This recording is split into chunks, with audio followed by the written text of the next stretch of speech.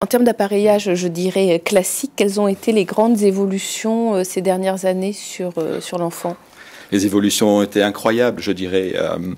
Alors c'est vrai qu'on ne développe pas un appareil auditif surpuissant dédié à la surdité pédiatrique ou la surdité profonde, comme on développe un appareil auditif dédié à une surdité légère moyenne. Il y a des principes qu'il faut prendre en compte. D'abord, un enfant porte un appareil plus de 15 heures par jour, fait du sport, va à l'école.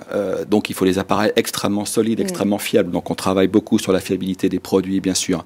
Ensuite, les besoins auditifs de l'enfant évolue aussi, donc on travaille beaucoup aussi sur le traitement du signal pour faire en sorte que on apporte de plus en plus d'informations exploitables par l'enfant à travers des traitements de signaux vraiment très très spécifiques.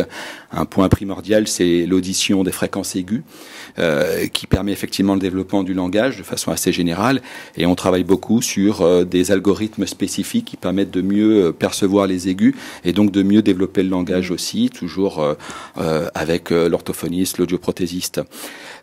Ensuite, les appareils doivent se comporter de façon automatique aussi, mais par rapport au style de vie de l'enfant. On a mené des études, effectivement, chez Phonak qui montrent que le style de vie des enfants n'est pas du tout le même que celui des adultes. Ils sont dans des milieux beaucoup plus bruyants, donc on doit développer des technologies, effectivement, pour améliorer la perception de la parole en milieu bruyant, adapté, effectivement, à la perte auditive de l'enfant. Et après, je dirais, on a parlé de connectivité aujourd'hui. Un gamin qui a 5 ans, demain, quand il aura 10 ans, il est complètement baigné dans ce monde numérique d'objets connectés. Et c'est tout à fait normal de pouvoir développer ces appareils avec une connectivité spécifique. Je branche mon appareil sur un ordinateur, sur un téléphone, sur la chaîne stéréo, sur mon iPod. Et je vis à peu près normalement, bien entendu, avec mon appareil parce que je fais les mêmes choses que mes copains en classe aussi. Donc ça, c'est très, très important. Donc il y a beaucoup, beaucoup de choses qui ont été faites sur l'appareil en lui-même, je dirais, en termes de fiabilité, traitement de signal, performance auditive. Et puis il y a beaucoup de choses aussi qui ont été faites sur le logiciel de réglage des appareils, puisqu'on a des techniques, on a des méthodologies aussi qui sont spécifiques à l'appareillage de l'enfant, que l'on utilise, que l'on exploite, et ça permet effectivement de faire un bon travail par la suite, quoi. Que vous développez avec des audios, des ORL spécialisés, oui, bien tout à sûr. fait, oui, on a un groupe d'audioprothésistes à travers le monde chez Phonak qui font remonter des informations et qui nous permettent effectivement de développer des outils. Alors c'est vrai que nous, chez Phonak, la surdité de l'enfant, c'est quelque chose de naturel, je dirais, parce que ça même fait... vous insistez même pas mal là-dessus, puisque si je me souviens, au dernier congrès des audioprothésistes, vous aviez toute une partie de vos stands qui était consacrée uniquement à l'enfant. Oui, tout à fait. Avec le mot qui était un enfant n'est pas un petit adulte, comme quoi effectivement, et on a bien compris que l'appareillage de l'enfant a des spécificités et qu'il faut les prendre en compte et qui se traduisent dans l'appareil auditif. Donc on a des gammes effectivement développées spécifiquement pour l'appareillage de l'enfant. La dernière génération, c'est la gamme Sky V, V étant le nom de Venture comme notre dernier microprocesseur, mais ce sont des produits qui ont des spécificités effectivement pour l'appareillage de l'enfant, pour l'adaptation, on va dire, prothétique de l'enfant, quoi. Alors, on a quand même près de la moitié des répondants à notre sondage qui pensent que les fabricants n'investissent pas suffisamment sur le segment enfant, enfin du moins pas autant que sur le segment adulte pour proposer des évolutions technologiques qui, on peut le voir par contre, sont exponentielles sur les gammes adultes. Bon, c'est vrai que le marché n'est pas le même, hein, donc maintenant on met des ressources effectivement en fonction des marchés, ça c'est évident, mais je pense pas que ce soit le cas de Phonak. Phonak, ça fait 40 ans, 50 ans qu'on développe des appareils surpuissants, justement dédiés à la correction pédiatrique. C'est la renommée de la marque dans le monde entier, et c'est vrai qu'on propose des gammes spécifiques très très larges, aussi bien pour des surdités légères moyennes pédiatriques que pour des surdités sévères profondes.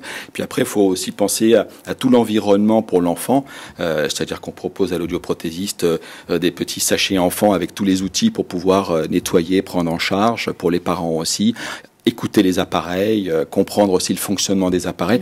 On a beaucoup d'objets qui permettent l'apprentissage didacticiel aussi pour pouvoir faire un travail cohérent, quoi. Sur l'implant, au niveau de la R&D, vous jugez que c'est un peu sévère comme jugement? Peut-être que les audioprothésistes connaissent un petit peu moins. Ils connaissent la partie externe, c'est sûr que. Et ceux qu'on côtoie tous les jours sont vos audioprothésistes qui règlent de l'enfant. Donc, au niveau de l'implant, de la partie interne, il y a quand même des choses intéressantes à souligner. Par exemple, sur l'imagerie médicale, parce qu'un enfant de 1 an, il va porter son implant toute sa vie. On est relié au patient pour 60, 90 ans, toute l'espérance de vie. Donc cet enfant, il sera peut-être réimplanté 1 voire 2 fois dans sa vie, parce que même si un implant partie interne peut durer 30 ans, avec une espérance de vie de 90 ans, vous faites le calcul. Donc il faudra pouvoir enlever l'implant, en remettre un autre. Donc on travaille sur ce qu'on appelle la traumaticité, c'est-à-dire préserver le tissu neuronal de la cochlée. Parce que s'il se passe des choses dans la cochlée autour de l'électrode, de la fibrose, qu'on ne peut plus remettre l'électrode, l'implant, vous voyez que les conséquences que ça peut avoir. Oui. On sait que c'est possible de réimplanter. Ça se pratique, il y a des implants qui peuvent tomber en panne, qui sont changés. Mais pouvoir penser au futur de l'enfant, ça c'est très important. C'est moins invasif. Voilà. Possible. Ensuite, penser à la rétrocompatibilité. C'est-à-dire qu'un enfant qui va être implanté aujourd'hui, qui va porter 30 ans la même partie interne, il faut que la partie externe soit compatible avec l'implant. Donc ça, on y pense toujours quand on design nos parties externes. Et ça, c'est possible chez Medel. Un patient implanté il y a 20 ans, il peut utiliser le dernier processeur Medel Sonnet, par exemple. Un troisième point, c'est l'imagerie, parce que là aussi, l'IRM, qui se développe de plus en plus, tout le monde passera une IRM ou 2 dans sa vie, que ce soit du pied, du genou, vous cassez le bras, on vous fait passer une IRM. Aujourd'hui, il y a une limitation sur la plupart des implants à ce qu'on appelle 1,5 Tesla. Un examen IRM avec ce type, avec l'aimant qui est à l'intérieur, ça peut être douloureux, ça peut démagnétiser la partie interne. Il y a donc des risques aussi même de dislocation de l'aimant, ce qui veut dire un problème médical et donc une éventuelle réimplantation. On vient de mettre au point dans notre implant Medel un aimant qui est compatible 3 Tesla sans enlever l'aimant. C'est-à-dire sans douleur, sans aucun risque de démagnétisation. Ce qui veut dire qu'il n'y a aucun risque de passer une IRM. Et ça, c'est quelque chose qui vient de sortir. Donc, c'est une grosse évolution parce que, même si on ne passe pas une IRM tous les jours dans sa vie, c'est quand même embêtant. Le jour où on doit y aller, d'avoir à dire, il faudra explanter, réimplanter. Donc, c'est aussi penser au futur de cet enfant qui va devenir un adulte, qui aura besoin d'un autre implant cochléaire avant qu'on trouve des thérapies géniques pour faire repousser des cellules ciliées. On n'y est pas encore. Mais voilà, aussi, je voulais parler de ces points-là qui sont importants. J'ai 2 points à rajouter en termes de technique. On ne peut pas parler d'appareillage de l'enfant sans mentionner les systèmes FM. Oui, justement, effectivement. Ouais, notamment pour les tout petits. Qui ne sont pas forcément très, très généralisés, puisqu'on a 25% des audios qui ne les proposent que rarement, voire jamais. Alors que... et 64% les conseillent au cas par cas, mais on voit que c'est pas quelque chose qui est vraiment encore bien généralisé. Non, mais le constat est pas bon. Clairement, quand on voit que dans des pays européens, les systèmes FM sont remboursés à 100% pour l'appareillage de l'enfant, parce que ils considèrent effectivement que c'est une partie intégrante de l'outil nécessaire au développement de l'enfant dès lors qu'il a besoin d'une solution en amplification. Chez nous, on a des difficultés en France pour le remboursement de ces systèmes-là, et c'est vrai que les audioprothésistes, c'est quand même un domaine un peu complexe, ont du mal à rentrer dedans. Les spécialistes effectivement ont très bien compris les intérêts, et là les enfants qui sont appareillés avec des systèmes FM, on voit, ils ont à l'école notamment décrochent beaucoup plus tardivement, ou en tout cas sont beaucoup plus concentrés et donc ont des meilleurs résultats. Le bénéfice est vraiment évident. Vous proposez systématiquement un facteur, des enfants intégrés, c'est un facteur d'intégration en milieu scolaire normal qui est évident. Donc oui, nous on propose les systèmes FM. Et ce sont des outils qui ont énormément progressé en termes de technologie, en termes de performance. Ça permet quand même d'améliorer l'intelligibilité de la parole en milieu bruyant pour un enfant sourd sévère de 30 à 40 voire 50%. Donc quand on sait que ces enfants-là, des enfants qui ont 10 ans à l'école sont très souvent dans des milieux bruyants, c'est des outils qui vraiment donnent des résultats très très intéressants, importants, et donc qu'il faut vraiment utiliser, vraiment. D'accord. Et je pense qu'il y a un manque d'information aussi. Les médecins ORL, pédiatres sont peut-être pas suffisamment informés aussi. Les orthophonistes aussi. On essaye effectivement de faire véhiculer cette information clairement. Mais il y a beaucoup de choses à faire effectivement avec ces outils-là. Décideurs au niveau des CDES, par exemple, sont pas toujours bien conscients du bénéfice que pourraient en retirer les enfants. Oui, tout à fait, ouais. C'est le rectorat aujourd'hui qui achète les systèmes enfants pour les enfants qui sont en école intégrée. Donc eux, ils n'ont aucune connaissance effectivement du contexte. Déjà, ils comprennent pas qu'un système FM, c'est d'abord un audioprothésiste qui a appliqué une aide auditive et ensuite qui travaille avec un système FM. Donc c'est quand même toujours difficile à faire comprendre tout ça. Mais bon, donc ils vont vers des solutions qui sont moins cher un vrai système FM, mais qui sont beaucoup moins performantes et qui n'apportent rien, quoi. D'accord. Il y a un problème d'adaptation et de compatibilité, et ça, c'est le travail de l'audioprothésiste de comprendre quel matériel pour quel appareillage. D'accord. Et en parallèle des systèmes FM, quelles sont les autres aides techniques qu'on peut utiliser pour améliorer effectivement les performances et l'appareillage en lui-même, en fait, et son utilisation? On parlait de connectivité, donc effectivement, là, c'est une ouverture. Pour nous, par exemple, pour les ados, les plus grands, les plus grands, à un moment qui est un moment de refus de la différenciation, le fait de pouvoir... on a un commentaire d'un audio là-dessus qui nous dit que les ados qui sont dépistés tardivement, il est difficile pour eux d'accepter l'appareillage vis-à-vis du regard de leurs camarades. Oui, donc c'est vrai que ça, c'est un gros problème. Effectivement, l'entrée au collège, la différenciation, elle est mal vécue, elle est stigmatisante. Et quand on est complice de l'ado en disant tu vas pouvoir brancher ton MP3, regarde ce que tu peux faire, tu peux demander à tes parents un iPhone. T'as moyen d'avoir un iPhone. Un smartphone aussi, toutes les fonctionnalités. Tu pourras les utiliser. Ça aide à l'acceptation. Je dis pas que ça résout tous les problèmes, mais ça aide. Donc la connectivité, c'est également c'est un plus. Un plus, pour développer ce segment-là. Ouais, quand on a un enfant qui a une surdité moyenne, qui a les possibilités de pouvoir comprendre la parole au téléphone, avoir des outils qui permettent effectivement de pouvoir relier directement le téléphone aux appareils auditifs ou à l'implant aussi, et donc entendre avec les deux oreilles, c'est quand même aussi des solutions pour le gamin qui sont vraiment très très bonnes, qui lui permet de vivre normalement. Ça c'est bien. Après, de toute façon, on va vivre encore beaucoup d'évolutions parce que les évolutions technologiques sont à venir aussi, grâce à l'évolution du numérique, clairement. C'est vrai qu'aujourd'hui, on va développer aussi des appareils auditifs qui vont être liés, c'est-à-dire qui vont parler à l'implant. Ça, c'est ça arrive. Ce sera la grosse évolution des prochaines années. Oui, ça arrive. Et quelles sont les autres évolutions en termes d'implants auxquelles on peut s'attendre? Il y aura probablement des solutions dans 5 ou 10 ans totalement implantables. Donc là, il n'y aura plus de partie externe. Mais ça ne réglera pas les problèmes de connectivité et autres. Mais ce sera là, plus de partie externe. Donc plus besoin de régleur finalement. Si, bien sûr, parce que en fait, le réglage, il est indispensable puisqu'il y aura toujours un microphone, du traitement de signal et des électrodes à régler. Par contre, ça se fera à travers la peau. Par télémétrie, comme on le fait aujourd'hui. Mais il y aura toujours du réglage. Mais effectivement, il y aura toujours des problèmes de connectivité avec l'autre oreille. Ce sera certainement un des inconvénients de ce système totalement implantable qui sera moins ouvert qu'un système semi-implantable externe. Voilà.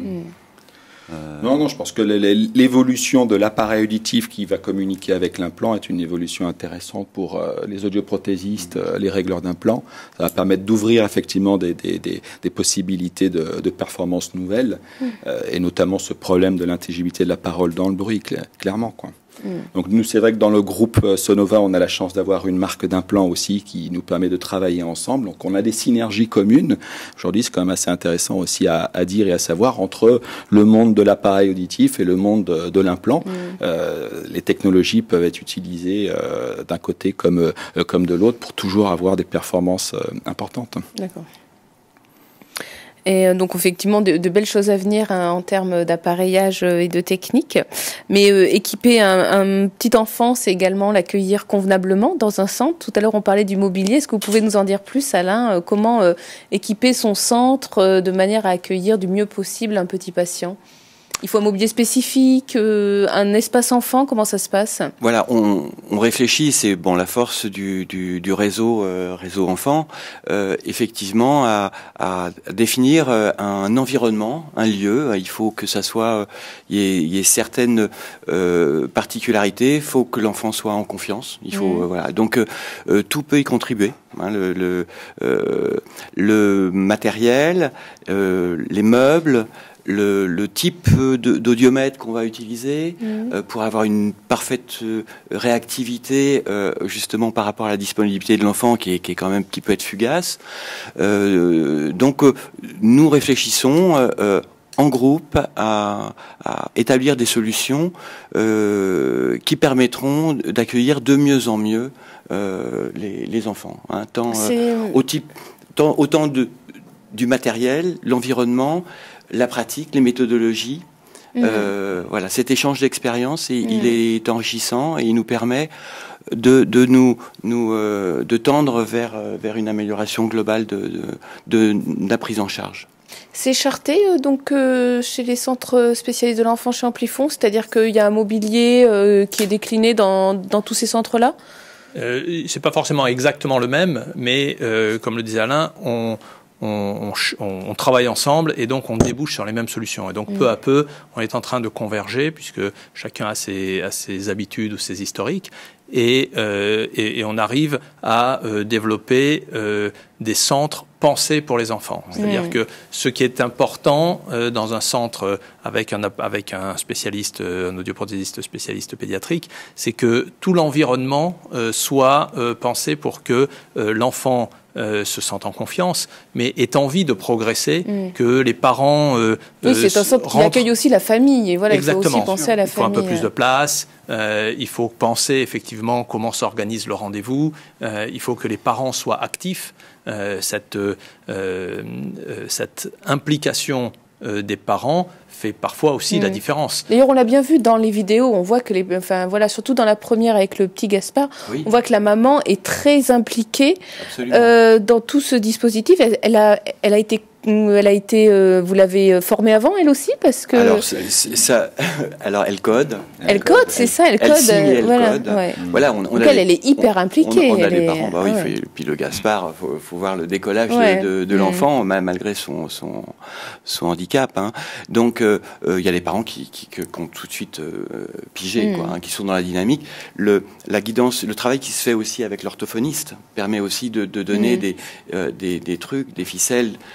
Des guides. Hein. Donc, il y a des parents pour lesquels, effectivement, il faut être plus démonstratif, il faut plus expliquer, il faut plus argumenter sur l'enjeu. Hein, ce qui est, voilà, quand je disais décrypter un audiogramme, il faut le traduire. On peut faire entendre des voix filtrées, par exemple, artificiellement, pour faire comprendre si l'enfant ne porte pas ses appareils, par exemple en cas de surdité moyenne. Il y a une évidence qui est moins présente. Donc là, oui, les parents investis. Il faut aussi aider à les devenir acteurs et leur donner. Donc l'orthophoniste, quand je le répète, un peu la situation. Oui, ils ont vraiment à reprendre confiance sur une reconstruction, comme on disait tout à l'heure. Hein. Et donc, l'appareillage miracle n'existe pas. C'est un ensemble, c'est une prise en charge par une équipe. C'est les médecins, les orthophonistes, les psychomotriciens, les psychologues, les éducateurs spécialisés. C'est tout cet environnement qui va pouvoir être porteur et guider les parents vers un meilleur développement de leur enfant. Ouais. Et je crois, et quand l'audio également doit orienter, enfin quand il sent que l'appareillage classique n'est plus suffisamment efficace et qu'il parle à la famille d'une éventuelle implantation, là il doit également faire preuve de beaucoup de pédagogie, de dédramatisation. Oui, c'est vrai que ça fait un peu peur l'implant. Il y a la chirurgie, les parents souvent c'est un peu stressant. Donc c'est un échec de l'appareillage classique sur lequel ils devaient déjà beaucoup miser. Alors, peut-être. ça dépend comment on présente les choses. Lorsqu'on a des enfants qui nous arrivent avec des surdités profondes, qu'on pressent profondes, et bon, qu'on a la chance de travailler avec des équipes comme l'équipe du professeur Garabédian, on a des équipes formidables où on a vraiment une matière, on a des PEA, on a des ASSR, on a des données objectives qui sont là, on a des audiométries comportementales qui sont, à mon sens, indispensables. Et donc, on a déjà une vision. Et on peut parier que effectivement, on va aller vers un implant. Et à ce moment-là, le travail de l'audioprothésiste, ça va être de préparer la famille où nous allons chercher la meilleure réhabilitation possible. Il y a l'appareil et il y a l'implant. Nous vous guiderons avec les équipes. Donc il faut en parler dès le début, d'emblée. Et comme ça, c'est pas vécu comme un échec. Parce que effectivement, moi, j'ai vécu cette expérience de nombreuses fois. Il y a quelques années maintenant, de tout miser sur l'appareil, et puis tout d'un coup, patatrac, c'est le deuxième diagnostic qui assomme, et il faut... donc, en préparant les familles en amont, c'est plus vécu comme un... Ou les patients qui seront allés sur Internet, les parents, et qui vont voir l'implant comme la solution miracle. Ouais. Vous allez l'implanter et ça va marcher, on va mettre une oreille bionique et mon enfant va entendre. Et souvent, ils n'ont pas compris le travail qu'ils vont avoir à faire derrière aussi pour stimuler l'enfant. Voilà. Google n'est pas forcément votre ami dans ces cas-là. Ouais. Voilà. Non, Internet n'est pas forcément votre ami. Et pourtant, c'est le premier conseil médical des Français. Mais oui. Oui. Et et on met en garde sur des informations qui peuvent être toxiques, qui peuvent être néfastes. Donc effectivement, tout ce que vous disiez, ces éléments de langage, c'est des choses qui ne s'apprennent pas et que l'audioprothésiste doit lui-même être formé pour pouvoir les relayer auprès des parents et des familles. Oui, exactement. Et là, on en revient au cœur de la progression de l'audioprothésiste pédiatrique dans sa pratique, qui est l'expérience. Et donc, c'est à travers vraiment le travail avec une équipe, à l'intérieur d'une équipe, qu'il progressera et qu'il prendra conscience de toutes ces dimensions de son métier et qu'il pourra réussir. Donc alors pour clôturer cette table ronde avec tout ce qu'on a dit, je pense que ça aura donné à beaucoup d'audioprothésistes l'envie de devenir spécialiste de l'enfant. Donc comment fait-on ? On a bien compris, on s'improvise pas spécialiste de l'enfant, encore moins du nourrisson. Donc où et comment je me forme ? Moi, je dirais, il y a beaucoup de formations qui existent. Il y a des DU et il y en a de très grande qualité.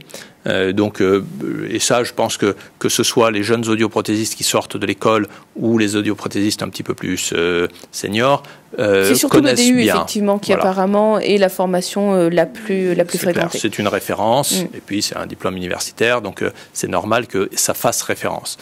Mais évidemment, une fois de plus, ce qui fera la compétence complète d'un audioprothésiste pédiatrique, c'est son expérience. Donc, où la question qui se pose n'est pas tellement où va trouver la formation, il va très vite savoir, mais où il va pouvoir acquérir la meilleure expérience. Et donc là, bien sûr, il s'agira de travailler avec les meilleurs spécialistes, de travailler en accompagnement, à côté de spécialistes pédiatriques, de gens qui sont reconnus. Nous, chez Amplifon, c'est ce qu'on a essayé de faire émerger, des spécialistes régionaux à travers ce réseau spécialisé qui nous permet justement d'accueillir des plus jeunes et d'assurer ce renouvellement, de faire en sorte que les jeunes renforcent, comme le disait Françoise de Noyelles, renforce ces équipes, ce nombre d'audioprothésistes dont on aura besoin pour suivre ces cohortes qui augmentent partout, que ce soit pour l'implant et pour l'appareillage pédiatrique, puisqu'on les appareille beaucoup plus tôt. Donc on aura de plus en plus besoin de spécialistes. Il faut les former, les préparer, et nous, c'est aussi notre vocation d'être dans tous les domaines, dans tous les compartiments de l'appareillage. Et donc, dans ce compartiment de l'appareillage pédiatrique, on s'est doté d'un réseau Amplifon spécialiste qui nous permettent d'intégrer des jeunes et de les accompagner. Christian, vous proposez des formations dédiées à l'enfant parmi celles que vous proposez dans votre offre ? Oui. On fait des formations spécifiques sur l'appareillage avec des appareils surpuissants. Donc voilà, donc c'est se former correctement effectivement à ces produits-là, connaître les caractéristiques techniques, les caractéristiques de réglage, de paramétrage. C'est souvent lié aussi avec une formation sur les systèmes FM, bien entendu, quoi.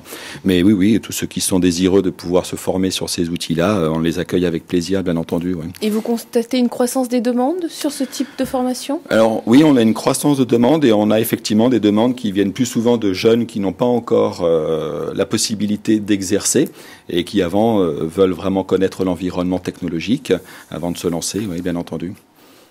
Et puis c'est vrai que quand on lance des nouveaux produits comme on fait aujourd'hui, dédiés vraiment à l'appareillage de l'enfant, donc la nouvelle famille Sky, on voit de plus en plus de questionnements, de plus en plus d'intérêt aussi, et puis des demandes spécifiques aussi, quel type de réglage je peux faire, quel type de test je peux faire. Bon, après nous on n'est pas forcément les bonnes personnes pour répondre à toutes ces questions-là, mais on essaye d'orienter après au fur et à mesure. Oui. D'accord.